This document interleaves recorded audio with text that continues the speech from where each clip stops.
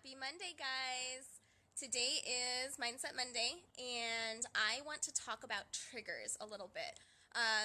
This is brought on by a very crazy, hectic morning, and I think it's really important as moms with a goal of being connected and calm and patient with our kids to recognize our triggers so that we can just be aware. I'm in a trigger situation and I may, my patience isn't going to be as strong as when I'm calm and happy and everything's going easy. I realized this morning, and I've known this from before, but this morning really really made it clear that one of my big triggers is trying to get somewhere on time. I have no patience, no calm. I'm like, let's go, and I'm frantic and frustrated. And, I have to be able to recognize, first of all, that this is a trigger for me, that my children are not responsible for my triggers. I'm responsible for my triggers, and I'm the only person that's responsible for my triggers. So I had to literally lock myself in the bathroom to do my makeup and not hear any other voices for just a little, literally 5 minutes. I needed to reset.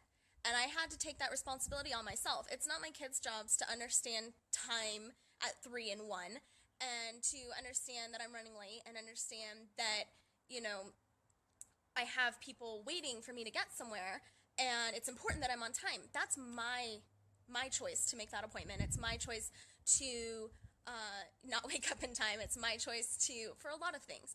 And so, yes, I can request cooperation. Yes, I can explain to them on their level, look, we have to hurry. Mommy's running late. I'm feeling frustrated. I need you to go get your shoes right now, please. I need you to go get your shorts, whatever it is, and give them specific instructions rather than running around like a chicken with my head cut off and just frantically like, we're late. And, really, really importantly, taking that 5 minutes, even though I was already late, I needed to take that time to breathe, to calm myself, to acknowledge that although I had that panic of being late, truthfully, it's not the end of the world. Nobody was going to die if I was late. Nobody was even going to be hurt if I was late. It was okay. So I had to bring myself back into that place and that mindset and then enlist cooperation with my kids. I know from experience, if I start hollering, they're just going to shut down. They're not going to want to cooperate, and it's just going to take longer.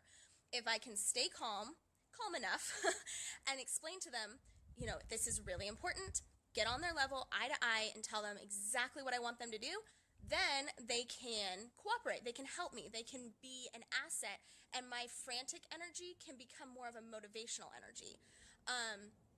And so taking that break was really important to kind of remind myself of that, and then telling them exactly what I needed. I think one of the things that we end up doing when we are in a trigger situation is we expect everybody else to just get it, and it would be lovely if everybody could read our minds and just get it and do what we needed them to do. But unfortunately, that's not how it works. So it's really important to remember, especially for kids, they don't fully understand why you're suddenly frustrated. What's different about today than yesterday? Yesterday, the morning was slow and lazy and it was no big deal. So why is today so important to be rushing and hurrying? And, you may not have time to explain why right then, but you can say, I'm in a hurry.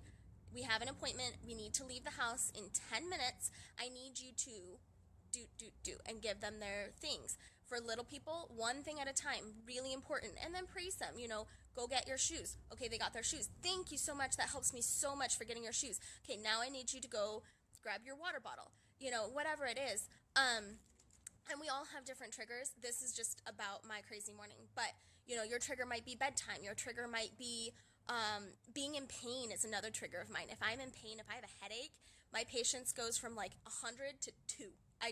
No, I can't handle being in pain. And I tell my kids, I am not in the right place right now. I need you to use your big boy voice. I tell my 3-year-old that. Or I need you to use a strong voice instead of a whiny voice. Things like that, and just tell them what I need so that I can interact in a positive way rather than just feeling like, ugh. So definitely identifying your triggers, really, really powerful thing to do. Write them down if you have to. When you're going through the next week and something triggers you, write down what that trigger is. See where your patterns lie. When are you the most frustrated and the most agitated and the most short-tempered? Because those are likely your triggers. And then you can look into why. And I could go into my whole why, but it would take too long. And why is important for you, but really it's only important for you. I don't need to know your why. Your kids don't need to know your why. You need to know your why so you can determine, is that a real fear that has, a valid risk or, outcome? Or is it something that you are fearing that likely is overblown? And I think a lot of us do that. I know I certainly do. I'm afraid that this person's going to be angry with me for being late, and I'm going to ruin the whole day, and she's not going to be able to do what she needs to do. And it's silly. It really is. It's not a big deal. And I have to remind myself, because my instinct is to feel really, really bad if I'm late and running late for somebody. But the truth of the matter is, people run late. I have 2 kids. This was not super, super important, or I would have set an alarm this morning. And we just have to be gracious with ourselves and gracious with our kids and do the best we can, and that has to be enough. So identify your triggers over the next week and see what elements of your anxiety about that situation can you give yourself permission to release. I gave myself permission today to just, it'll be what it'll be. We'll get there when we get there, and we'll get everything done that we need to get done. And I just had to give myself permission to stop feeling so guilty about being late.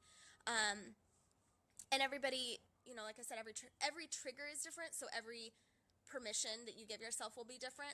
But it's important to go through that process so that you can be in control of your reactions a little bit better, and your kids can see that too.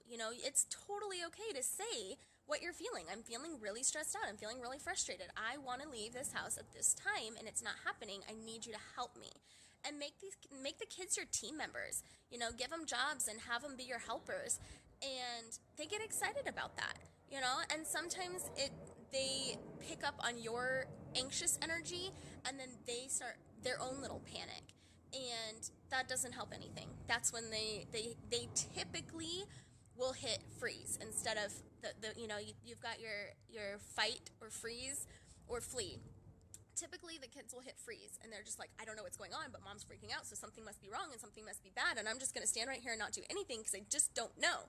And it's that anxious energy it's really frightening them, and they don't know what to do with it, and they're really confused. So just taking a few moments for you to understand it yourself will let you explain enough of it so that you can enlist their help. And I think that will help all of our triggers